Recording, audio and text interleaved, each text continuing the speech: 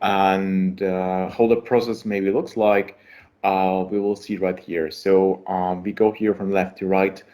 So the project manager basically creates a subcontract in the first place. He adds the line items, very, very similar to what happens on a project contract. So also in the project contract, if you can imagine, there's the contract, and we want to add the lines, the services we are offering, and we're doing exactly the same on the subcontract. So we, for example, do it for times or products. So maybe we still stick with times in this example, and then we want to assign the vendor resources. So maybe we already have some in the system. So the HR or someone else already created all of these resources from the vendor, and then we are assigning those resources, and we can then as well, then as mentioned, staff them in my normal project plan. There's like no differences. There's like one extra setting you need to do, that is like a contract worker, but this will be there very visible. And it then also updates all your estimates. So all your project planning will be on track with the updated costs from the purchase price list. Everything will be right there. The controlling like really adapts to that. And also the vendor capacity, which is then displayed on the subcontractor, on the subcontractor, sorry, will basically update with the ongoing project. And this is really like the benefits right there, that it's natively integrated into project ops right there. So we are reflected on the schedule board and the planning. So everything goes there hand in hand, and you can just like continue working as you're using internal resources. Oh, sorry for that. So you're really ongoing with your internal resources. Sorry, you're ongoing as your vendor resources, as it would be an internal resource, and then all the planning, all the calculations happening in the background. You always have the vendor budget and capacity available to check on, so you can see what is going on, and you can see if the all sticks together and right. And you can as well put everything to the invoice after the normal integrated approval. So there's also no extra step or no additional approval step besides the normal out of the box scenario there. So it's just there in the process. Also, honorable mention there, you also do have different stages on the subcontract, so you can as well kind of draft and confirm that, or you can reopen that contract if you want to make any changes.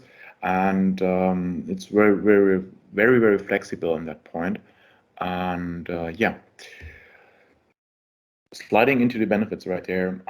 As already mentioned, we're super embedded into like the resource planning, the project management, and the invoicing. So we don't need to, for example, customize something there, or there's nothing as a partner or implementation partner we need to care about or something. We are just go there and enable the feature, and it's all fine and it's all set, and there's like nothing more to add. I think the only thing you need to add is basically a vendor if you don't have there anymore already, or the price list for that. So you set this all up and you're good to go, and it's pretty easy and it's pretty powerful. Coming to the flexible pricing, so you can like basically, as mentioned, set up the purchase price list very individual, also based now with different currencies and all this stuff. So you can really play around there and get your favorite pricing as you wish, so that you get the right numbers on your invoice. And this also goes for ongoing projects. So you can also link that for ongoing projects if that's like something that changes during the project, or maybe you now have the project ops already in place and you want to go there and right now want to enable the subcontractor handling. You just go there, click there, and it's there, and you can just use it for all your projects. You don't have to start over or something. You don't have to close the project, create a new one just to use a new feature. It's just directly there and you can use it. And of course, it enables such more possibilities for your reporting and for your Power BI, for example. So you can track all the costs, you can track like the vendor budget and all the stuff that's happening. You can basically have a complete new category for reporting there, what happens from the internal resources versus what happens by the vendor or supplier resources, for example, or even what comes in there, what are the costs on my project and all this stuff. So it really brings up a lot of features, and yeah, it's still kind of early access, so we expect there as well some more features to be soonish in the future. How to enable the subcontractor handling? So again, we will see it again on the project parameters form, and we again going to the feature control and enabling the subcontractor handling. Basically, it's right there underneath the more than approval. So for both features of the session, you have the same place or the same spot to find them. But what is important here, that you cannot disable it afterwards. So I would recommend to maybe first play around it in a copy or a sandbox environment, just to get a feeling about that, how you can use it in your processes, and then not directly enabled in our production. So just play around with it a bit and get used to it.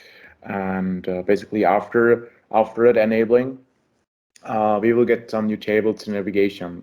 It will all happen on the model-driven project operations application underneath the project area. And then you have the purchasing section there. So you will get the vendors, which are basically the customers, accounts, sorry.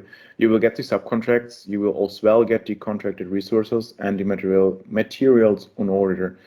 So you have a direct access to like all the four important things. So you have the vendors, where you can like create new vendors or change existing vendors or update the data there.